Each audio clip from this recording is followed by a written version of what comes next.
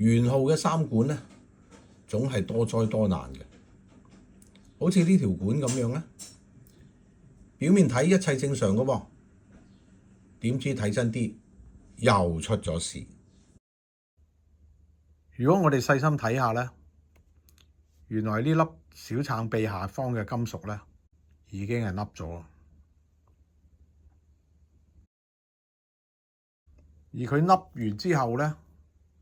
咁導致呢一橛嘅管咧，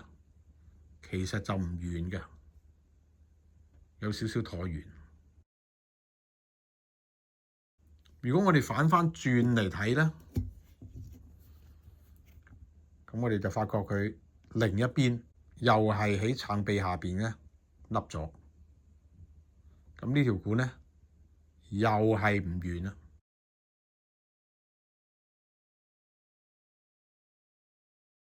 呢種嘅損傷咧，唔似係由直接嘅撞擊造成嘅，相信咧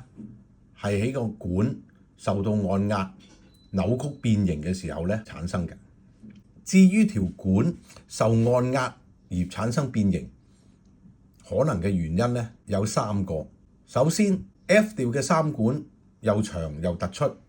喺日常嘅使用咧已經係好容易咧係受到碰撞或者擠壓㗎啦。第二個可能嘅原因咧，就係喺個圓號盒入邊產生嘅。如果大家使用嘅圓號盒大細唔啱，個盒太細，支桿太大咧，就有機會擠壓到啲管啦。另外有啲同學咧喺收埋支桿嘅時候咧，就偷懶冇將啲管拍埋，都有機會導致咁樣嘅損傷嘅。最後一個可能嘅原因咧，就係大家平日將呢條管拉出嚟倒口水嘅時候用力不當，或者咧用咗死力，咁喺拉嘅過程咧，亦都係會令到支管有少少變形嘅。希望今日嘅資料咧能夠引起各位圓號手嘅注意，好好咁保護你條三管，因為三管上邊嘅張力咧都係會影響成支桿嘅震動同埋反應嘅。希望大家小心啲啦，多謝各位。